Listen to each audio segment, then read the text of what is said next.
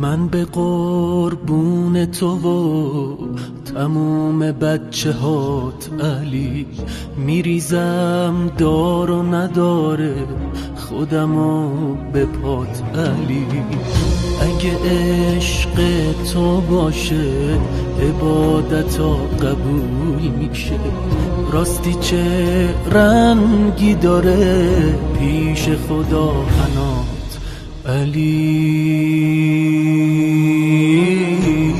گردش ستاره ها با گردش چشمای توست، کهکشونا سرشون افتاده زیر پات علی.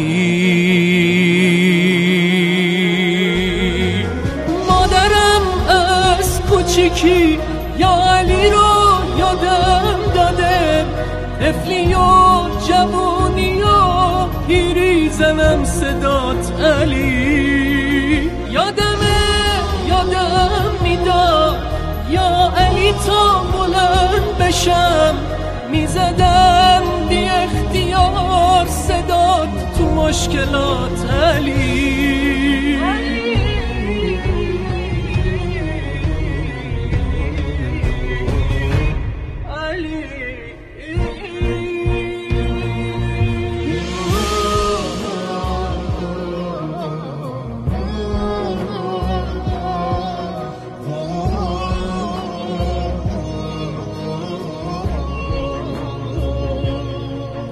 دل من کوچیکه و جای بزرگی مثل توست، روز محشر نذاری آتیش بگیر جات علی.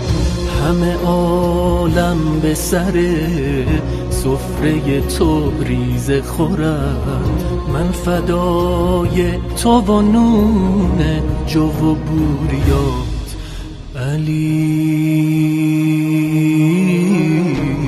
کی میتونه روز محشر تو بهش پا بذاره، مگه از دست تو باشه به کفش برات علی.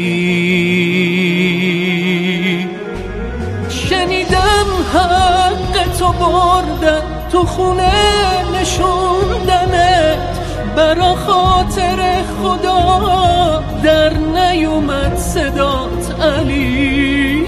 شنیدم دستاتو بستن تو کوچه کشوندنت، اگه من اونجا بودم مرده بودم برات علی.